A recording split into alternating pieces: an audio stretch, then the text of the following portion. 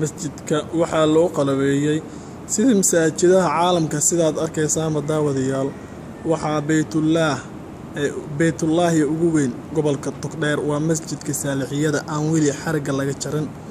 masaajidka ayaa si qurux badan loo qalabeeyey. masaajidka ayaa noqonayo masjidkii ugu weynaa ee gobolka Togdheer. injineerada masaajidka si hagar la'aan ugu hagar baxay ayaa wuxuu ka mid yahay injineerkaasi Cabdulqaadir Maxamed Mayta. waa injineerada da'da yar kuna soo kordhiyay farsamooyinka quruxda badan masaajidka. warbal Cabdulqaadir iyo war injineer خير ما شاء الله خير.